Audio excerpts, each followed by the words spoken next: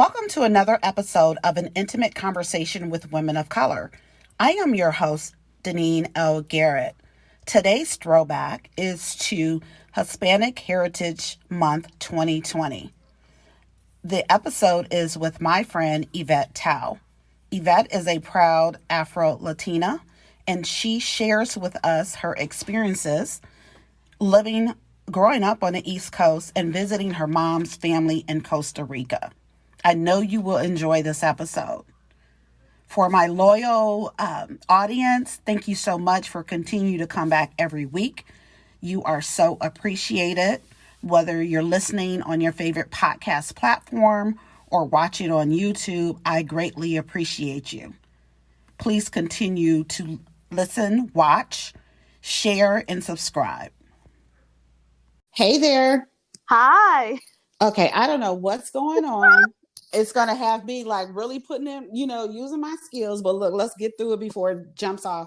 Okay. So family is very important. You have lots of great memories with your at your grandmother's house. Your family is there, your cousins, everybody.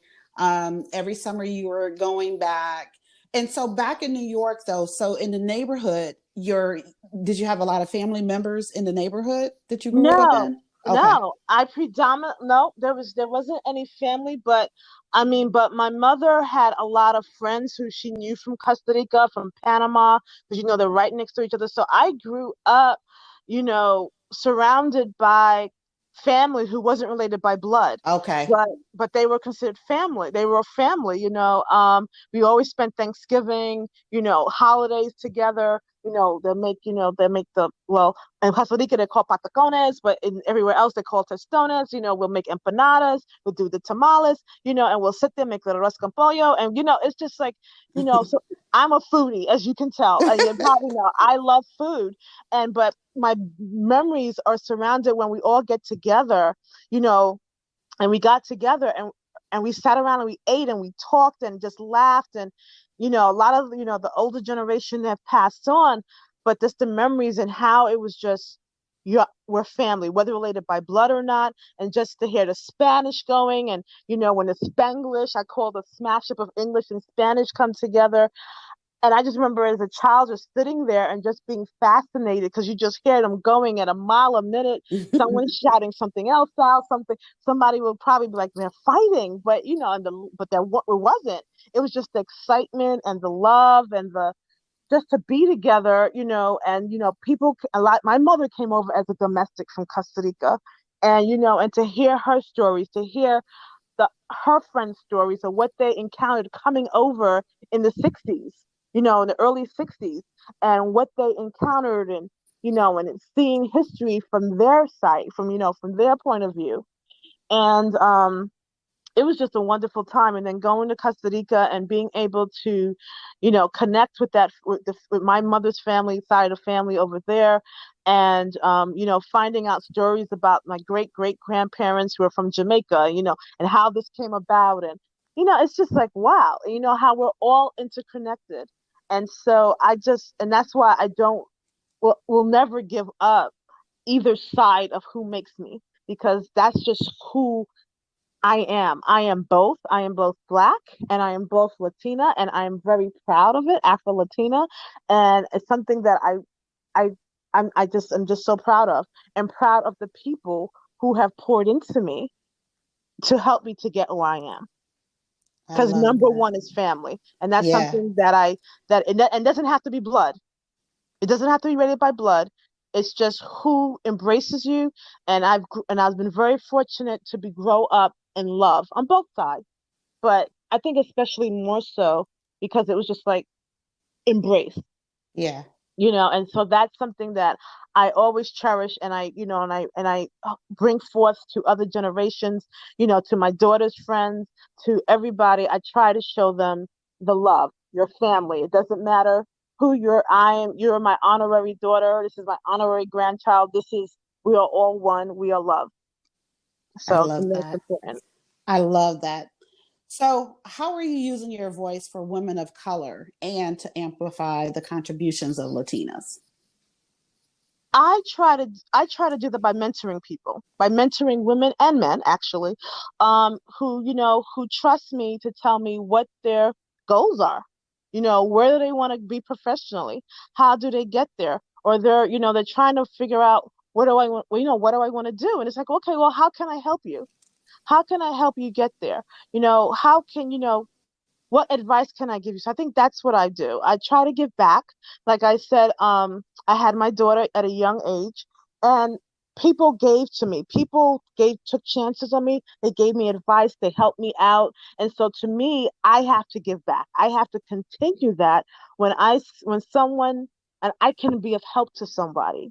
It's important to me to continue that legacy. If I can tell somebody about a position, if I can help them with that position, I can open that door, then I'm going to see what I can do to open that door. If I can help them to get ahead in their personal life, professional life, help, then that's what I'm going to do. That's what I have to do in order to honor what was done for me, what was done for my mother, what was done, that's what it is. I have to continue that legacy of giving back. And that's what I do proudly in any way that I can, that I'm And allowed to. and it ties into the whole, you're embracing family and people who are not necessarily related by blood. Yes, It's just an extension of that. So yes. so yeah, that's absolutely amazing. So some women of color do not recognize the power of their voices. What would you like to tell those who perceive themselves to be voiceless? You have a voice. You're not voiceless. You may, and unfortunately, we get caught up in titles that we feel because we don't have a title or who's going to listen to us that we don't want to. So why should we speak up? I think that even if you're just the one voice, you never know who is listening, who is gonna take something that you said and it's gonna change their life. And you don't know, your voice could add to somebody else's voice, and then instead of just you, it's a couple of hundred people, a couple of thousand people building off of your one voice. So never discount your one voice. It's important. It's important that you don't feel that who's going to listen to me. It doesn't matter. You don't know where in the universe that's going to go. So put it out there. And it may not have an impact right now. It may have an impact 5 months from now, a year from now. Mm. But it will, I firmly believe you speak things into existence. So you're speaking this into existence, your voice, and it's going to happen. Not everything happens overnight. Not every, sometimes it takes generations, but it starts with one person having an idea, finding their voice, and people building on it. You know And, what? And I just had that experience recently. So I audited a course, and during the course, I learned the terms conscious inclusion. So mm-hmm, basically just being aware and including people, bringing people with you, mm-hmm, right? yes, Who's missing at the table, and you consciously and intentionally bringing them along. So things that I already did. So the action, yeah, I did that, and I saw other people doing it. I just wasn't aware of the term conscious mm-hmm, inclusion. right, So I shared it with someone else. mm-hmm, And a couple of days ago, I'm sitting on a webinar, a Hispanic Heritage Month webinar. And then I hear, and I kind of come late to it. Then I hear them come, oh, yeah, and I love that perspective of, consciously including people. And I'm like, okay, I'm listening, and they start talking about it. And then one of the speakers is a person who I actually shared it with a few months ago. And I was like, yes, yes, yes, yes. Spread that love. Like you said, you may speak something, and it may, the response may not be right away, but at some point. So it resonated with her just as much as it resonated with me. And in turn, it resonated with the audience. yes, And so it's going to continue to grow. But you're absolutely right. Like, speak it, say it. yes. You don't know who needs to hear that from you. And so just go for it and put it out there. So as we get ready to close, what would you like to leave our listeners with? I would like to leave our listeners with, that we should not allow people to put us into a box. to define Hmm. us, that we define ourselves, and whatever you and however you identify yourself, that you are to be proud of that, and that you are to go forth and always know that you have a voice and that you count, and that we are living in a very wonderful time. I think this is a great time to be living in terms of our diversity and making our voices heard and making people be aware of that, who we are and what we stand for in all our diversity. That we are not just we are one, but yet we're also different, but in our difference, we also stand together. Absolutely. And I want to add to that too, as I'm thinking the point that you made about, your voice being added on to someone else's voice and so on and so forth. This is a great time for us. It's absolutely, there's some other things going on that are horrendous. We're not even going there. But we want to focus on the great part of it. It's time for us to use our voices because people are listening to us now. I saw on LinkedIn that 7 Black female senior executives left Wells Fargo. Wow. And I don't know if you are aware, but the CEO Oh, said something about, oh, oh, we can't find Black talent. oh, oh. Oh yeah, when Yeah, I saw yeah, that, I was like, I won't tell you what my response was, but my response was one of, to put it mildly, where is he? Is he looking? Or, yeah. because that's, that's unbelievable. And that, but the fact that he felt comfortable to say Mm-hmm, that in that mm-hmm. type of forum is just, it just shows we have so much more work to do. It absolutely does. And what was, mind-boggling for me is seeing that on LinkedIn, but then seeing on Facebook, it was like one of those sponsored ads of how Wells Fargo had partnered with 100 Black men.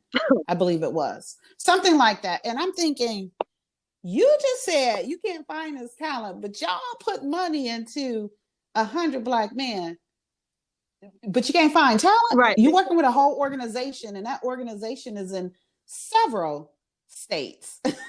There's hundreds and hundreds and hundreds of Black men, young men that are a part of this, but you can't find nobody. I'm like, oh, They okay, weren't okay. they, Well, those sisters showed you. yes, and I applaud those sisters for taking Yes. that stand, because I know that's not easy. I mean, we're in COVID during this pandemic, Mm-hmm. but I have no doubt those 7 sisters will be applauded and rewarded with something even better for taking that stand. Yeah, yes, and as a matter already, just one place that stood out, a Citibank grabbed up at least one of them. Oh, So there you go. yep. There you go. But yes, absolutely. Use your voice, multiplied, Hmm. and that's what it's about. So Yvette, how I so appreciate your time.